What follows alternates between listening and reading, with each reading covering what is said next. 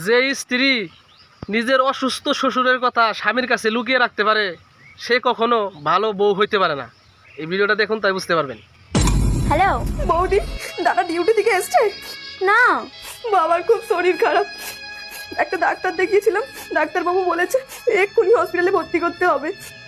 ও আমার কাছে তো কোনো টাকা পয়সা নেই, দাদা বাড়িতে এলে দাদাকে একটু পাঠিয়ে দেবে। আচ্ছা আচ্ছা ঠিক আছে। কে ফোন করেছিল?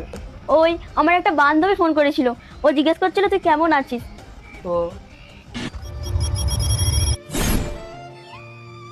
ও বৌদি, দাদা ঘরে আছে? না গো, ওর কোম্পানিতে খুব কাজের চাপ, ওই জন্য তাড়াতাড়ি ডিউটি চলে গেছে। ও আচ্ছা, আমি তো তোমাকে কালকে ফোন করেছিলাম, তুমি দাদাকে বলেছিলে? কালকে ওকে বলতে চাইছিলাম, ও কথাটা গুরুত্ব দিল না। ডিউটি থেকে আসো, আজকে আবার বলবো। বৌদি, বাবার খুব শরীর খারাপ, টাকা না পেলে হসপিটালে ভর্তি করতে পারবো না, তুমি দাদাকে একটু মনে করে বলো। বাবা একা আছে, আমি এখন আসছি।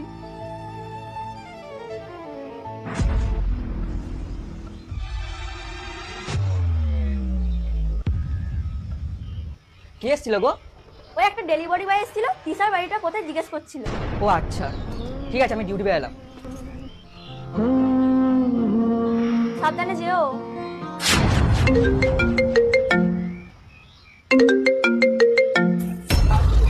হ্যাঁ বোন বল। দাদা রে, বাবার খুব শরীর খারাপ। কি? কেন? কালকে তো বৌদিকে ফোন করেছিলাম, বৌদি তোকে কিছু বলেনি? কি তুই বৌদিকে ফোন করেছিলিস?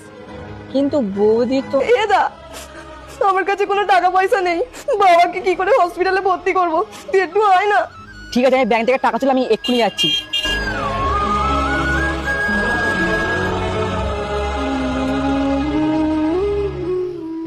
বোন, দাদা রে, আমার খুব শরীর খারাপ। ঠিক আছে ঠিক আছে, তুই কাঁদিস না। কাল থেকে তোকে অনেক ঘন্টা করার চেষ্টা করছিলাম, কিছুতেই তোকে পাচ্ছিলাম না। তুই একবার অন্তত আমার বাড়ি যেতে পারতিস। হ্যাঁ গিয়েছিলাম তো, সকাল 7টার সময়। বৌদি বললো তুই নাকি ডিউটি বেরিয়ে গেছিস। ও তুই গিয়েছিলিস? বাবা, তোমাকে কোনো চিন্তা করতে হবে না, আমি এসে গেছি। বোন, এই টাকাগুলো রাখ, আর তুই এক্ষুনি বাঘা হসপিটালে ভর্তি করে দে। আমার কিছু কাজ রয়েছে, কাজটা সেরে আমি হসপিটালে যাচ্ছি।